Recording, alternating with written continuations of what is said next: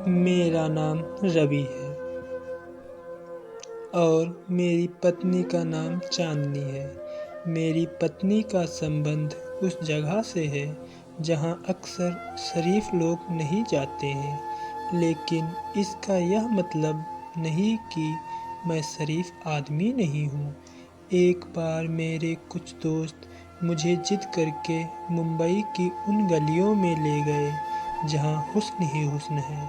मैं वहाँ गया तो अपने दोस्तों के कहने पर ही था, लेकिन चांदनी नाम की एक कोठे पर नाचने वाली लड़की को देखकर दंग रह गया।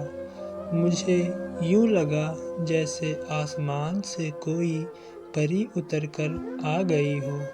मैं तो उसकी शराबी आंखों में डूब ही गया था, क्योंकि करोड़पति बाप का इकलौता बेटा था, इसलिए मुझे पैसे की कोई कमी नहीं थी। मैं हर रोज़ दोपहर 1 बजे चांदनी से मिलने जाता था। मेरी और चांदनी की बहुत अच्छी दोस्ती हो गई थी। फिर दोस्ती धीरे धीरे प्यार में बदल गई और हम दोनों ने शादी कर ली। मैंने और चांदनी ने एक अपार्टमेंट में अपनी नई ज़िंदगी शुरू की। हम दोनों ही एक दूसरे को पाकर बहुत खुश थे। हमारी ज़िंदगी बहुत अच्छे से गुजर रही थी, लेकिन फिर वह हो गया जिसका मैंने कभी सोचा नहीं था। मैं ऑफिस में था, मुझे अस्पताल से फ़ोन आ गया।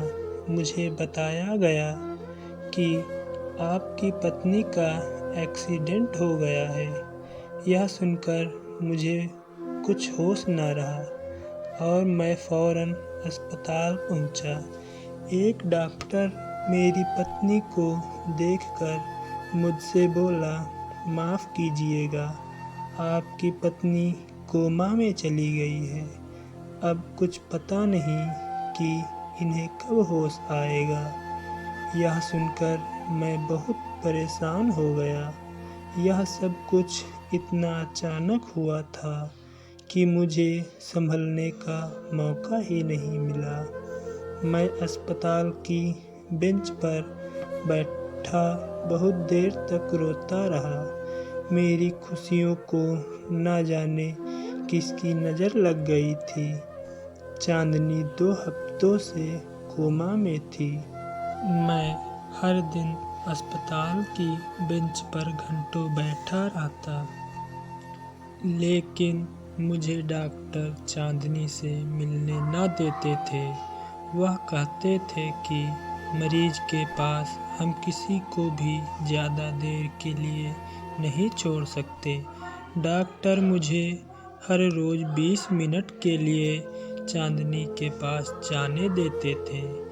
आज जब मैं चांदनी से मिलने गया तो मैंने देखा कि उसने अस्पताल की वर्दी नहीं पहनी है। मैंने एक नर्स से पूछा कि ऐसा क्यों है, तो बोली, मरीज अस्पताल की वर्दी से तंग हो जाता है। अब हम हर रोज़ आपकी पत्नी के कपड़े चेंज कर दिया करेंगे ताकि यह जल्दी ही अपनी ज़िंदगी की तरफ लौट आए। मुझे इन बातों की कोई समझ नहीं थी, इसलिए मैं खामोशी से वापस लौट आता था। लेकिन अब मैंने नोट किया था कि चांदनी के कपड़े हर रोज़ चेंज किए जाते हैं। उसने जो भी कपड़े पहने होते वह बिल्कुल भी आम कपड़े नहीं होते। वह सभी बहुत महंगे कपड़े होते थे। यह बात मेरी बिल्कुल भी समझ नहीं आती थी। फिर मैंने देखा कि चांदनी के चेहरे पर मिटे मिटे से मेकअप के निशान भी होते थे। मुझे बड़ी हैरत हुई।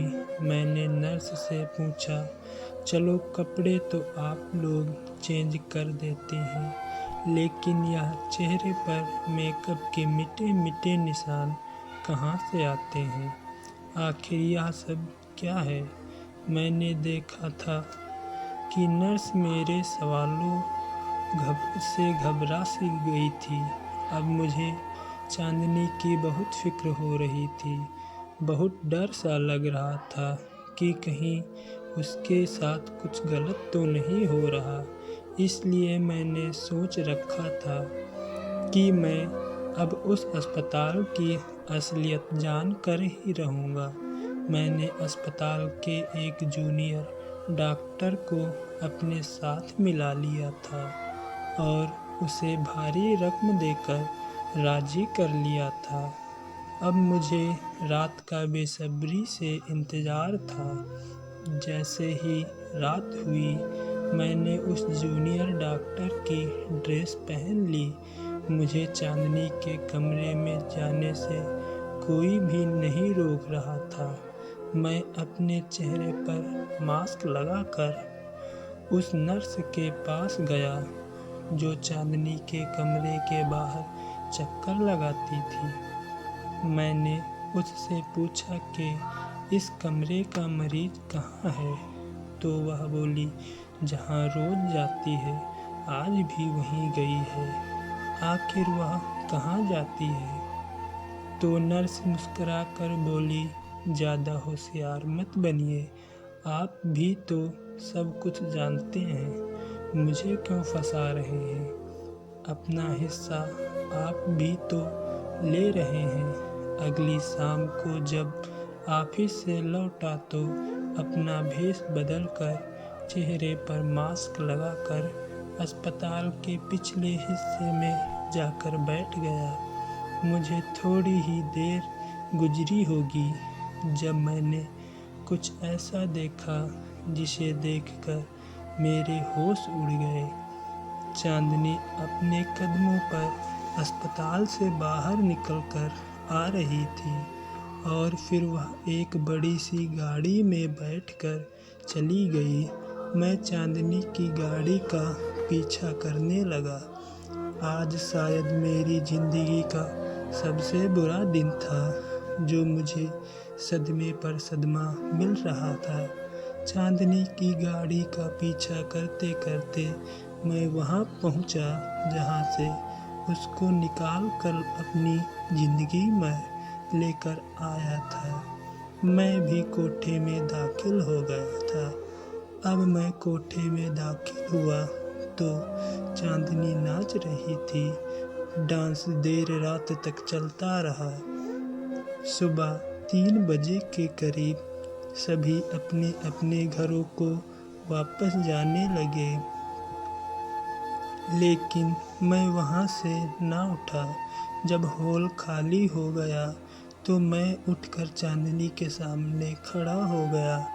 मैंने अपने चेहरे से मास्क हटाया तो वह मुझे देखकर हैरान हो गई। उसका चेहरा डर के मारे लाल हो चुका था। मेरी आंखों में आंसू आ गए थे। मैंने रोते हुए कहा, चांदनी, अगर तुम यह सब छोड़ नहीं सकती थी तो तुमने क्यों मुझसे कहा कि मैं तुमसे शादी कर लूं? मैंने अपने माँ बाप का दिल भी दुखाया, लेकिन तुम फिर भी मेरी नहीं बनी। चांदनी भी रोने लगी थी। रोते हुए बोली, कुछ लोग हम जैसे होते हैं जिनकी किस्मत में इज्जत होती ही नहीं है। मैं तुमसे शादी करके बहुत खुश थी कि अब मुझे किसी के सामने नाचना नहीं पड़ेगा। इज्जत की ज़िंदगी गुजारेंगे।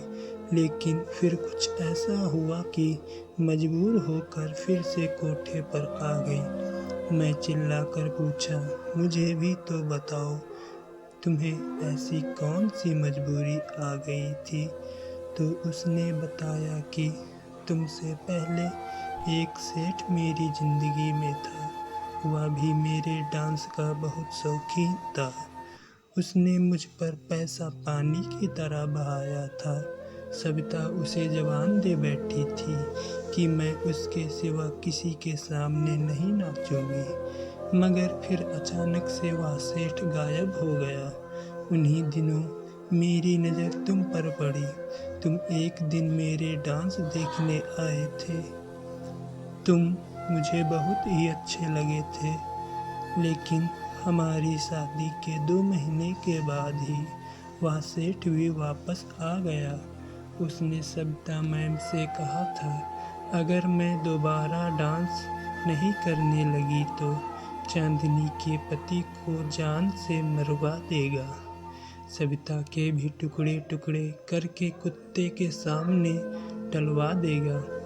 मैं यह सब कैसे बर्दाश्त कर सकती थी कि मेरा पति ही मुझसे छिन जाए। मैंने आपकी जान बचाने के लिए उस सेठ की बात मानी। मुझे जैसा कहता गया मैं वैसा ही करती गई। उसने कहा कि मैं आपसे दूर हो जाऊं और हर रात सिर्फ उसके सामने नाचूं।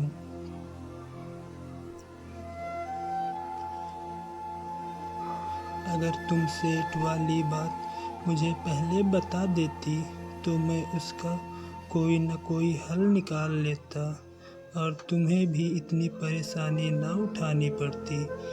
मैंने चांदनी को तसल्ली दी, उस सेठ के खिलाफ FIR दर्ज कराई और फिर उसे पुलिस उठाकर ले गई। इस तरह चांदनी और मेरी ज़िंदगी एक बार फिर से सही रास्ते पर आ गई।